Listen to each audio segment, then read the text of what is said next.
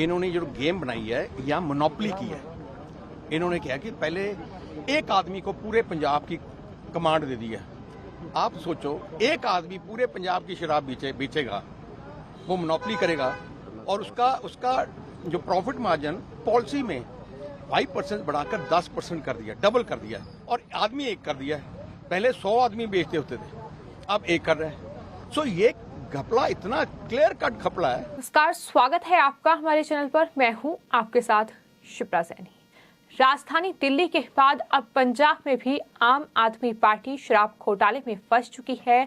श्रोमणी अकाली दल के अध्यक्ष सुखबीर सिंह बादल ने भगवंत मान सरकार पर बड़े और गंभीर आरोप लगाए हैं। उन्होंने कहा है कि पंजाब की आबकारी नीति में 500 करोड़ रुपए का घोटाला हुआ है और इस पूरे मामले में अब उन्होंने पंजाब के राज्यपाल बनवारी लाल पुरोहित से मुलाकात की है। उन्हें एक ज्ञापन सौंपा है और ये मांग की गई है कि पंजाब में जो आबकारी नीति में घोटाला हुआ है उसकी सीबीआई जांच होनी चाहिए। ये उनकी तरफ से मांग की गई है। आपको ये बता दें कि श्रोमणी अकाली दल के अध्यक्ष सुखबीर सिंह बादल के नेतृत्व में पार्टी का एक प्रतिनिधि मंडल ने राज्यपाल बनवारी लाल पुरोहित से मुलाकात की है और प्रतिनिधि मंडल ने इस शराब नीति में घोटाले का आरोप साफ तौर पर भगवंत मान सरकार पर लगाया है। सुखबीर बादल ने कहा है कि ये एकाधिकार है। उन्होंने कहा कि सरकार ने पंजाब में सिर्फ एक व्यक्ति को शराब बेचने की आज्ञा दी है। लाभ 5% से बढ़ाकर 10% कर दिया गया है। पहले 100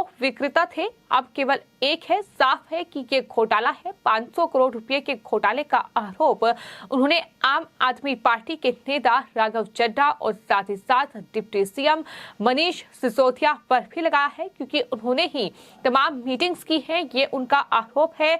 तो श्रोमणी अकाली दल लगातार अब आम आदमी पार्टी पर पंजाब में हमलावर है और उनका ये साफ तौर पर कहना है कि आबकारी विभाग में 500 करोड़ रुपए का घोटाला हुआ है। आम आदमी पार्टी ने पंजाब आबकारी नीति तैयार करते समय दिल्ली मॉडल का ही पालन किया है, यानी जिस तरीके से राजधानी दिल्ली में नई शराब नीति लागू की गई और उसमें जो घोटाला हुआ है, जिसके आरोप डिप्टी सीएम मनीष सिसोदिया पर लगे हैं, उसके बाद अब पंजाब में भी कुछ ऐसी ही तस्वीर देखने को मिल रही थी। श्रोमणी अकाली दल की ओर से ये कहा गया है कि दिल्ली राज्य की तरह लगभग पूरा शराब का कारोबार 2 कंपनियों को सौंप दिया गया है। पंजाब में दोनों कंपनियों का मुनाफा मार्जिन 2 गुना कर दिया गया है ताकि परस्पर लाभ जो है इसमें उठाया जा सके। श्रोमणी अकाली दल के अध्यक्ष सुखबीर सिंह बादल ने कहा कि नई आबकारी नीति बनाते समय ये निर्धारित किया गया कि प्रत्येक शराब निर्माण कंपनी राज्य में अपने उत्पादों को बेचने के लिए एक लाइसेंस धारी का चयन करेगी।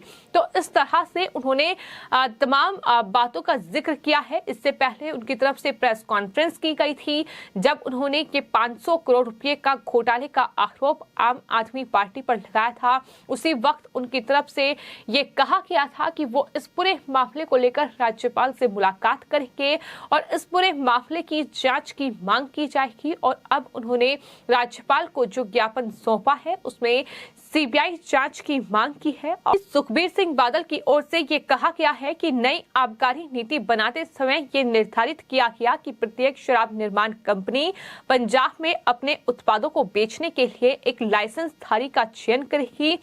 AL1 लाइसेंस धारक भारत या विदेश में निर्माता नहीं होना चाहिए। ये भी कहा गया कि AL1 लाइसेंस धारियों का सालाना कम से कम 30 करोड़ रुपए का कारोबार होना चाहिए और पंजाब की रिटेल मार्केट में कोई हिस्सेदारी नहीं होनी चाहिए, जिसने पंजाब के शराब कारोबारियों को इस दौर से बाहर कर दिया। ये उनकी तरफ से कहा गया। लाइसेंस धारी का लाभ मार्जिन भी पहले के 5 से बढ़कर 10% तक कर दिया गया। इस नीति के परिणाम स्वरूप शराब का लगभग पूरा कारोबार 2 कंपनियों ब्रिंटको और साथ ही मेहरा ग्रुप के स्वामित्व वाली अनंत वाइन्स को सौंप दिया गया। ये 2 कंपनी का जिक्र उनकी तरफ से किया गया है। सीबीआई और ईडी की जांच से मामले की सच्चाई सामने आ सकती है और आरोपी नेताओं और अधिकारियों की गतिविधियों की साथ ही निर्धारित जगहों की सीसीटीवी कैमरों से निगरानी होनी चाहिए।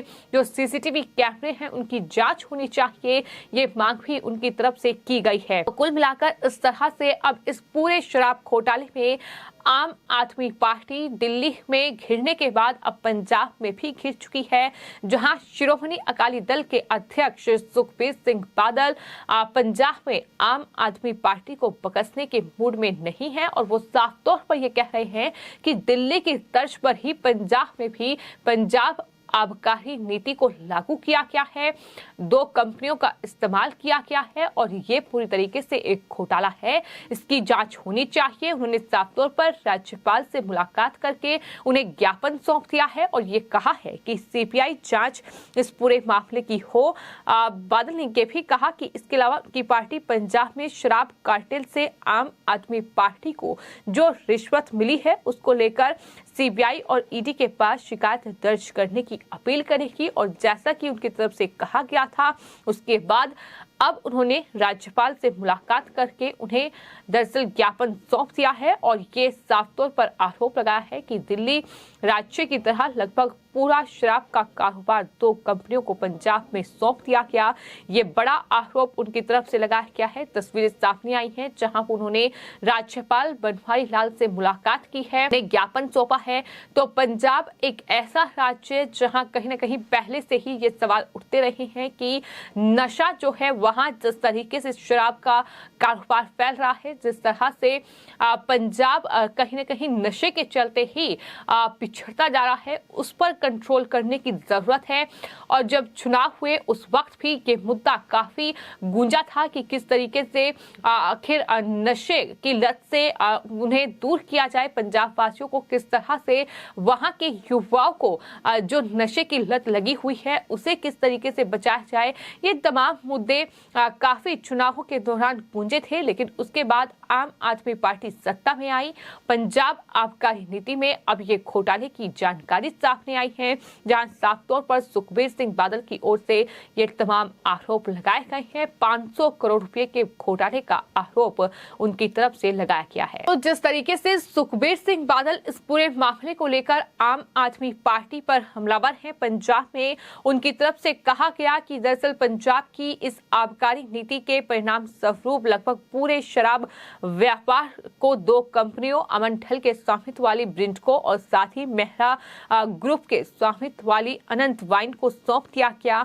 लेकिन इसी के साथ साथ आरोप उन्होंने ये भी लगाया कि जो आम आदमी पार्टी के प्रवक्ता है राघव चड्ढा, उन्होंने जहां चंडीगढ़ के हयात होटल की 5वीं मंजिल पर एक स्वीट में 2 ग्रुप के सदस्यों के साथ मीटिंग की, तो वहीं 30 मई और 6 जून को मनीष सिसोदिया के आवास पर भी 2 बैठकें हुई, जिसमें पंजाब सरकार के अधिकारियों ने भाग लिया था, जिसमें वित्तीय आयुक्त और आबकारी आयुक्त भी शामिल हुए थे। ये बड़ा आरोप उनकी तरफ से लगाया गया है। हालांकि पंजाब में इस शराब घोटाले का आरोप जो आम आदमी पार्टी पर लगातार तमाम पार्टियां लगा रही हैं, उसका जवाब वहां किस तरीके से आम आदमी पार्टी देगी ये देखना होगा। लेकिन देखना ये भी दिलचस्प होगा कि क्या राज्यपाल को जो ज्ञापन सौंपा गया है उसके बाद सीबीआई इस पूरे मामले में कोई एक्शन लेगी या फिर नहीं। फिलहाल आपकी इस पूरे मामले पर क्या राय है हमें कमेंट बॉक्स में जरूर लिखें और चैनल को सब्सक्राइब करें। धन्यवाद।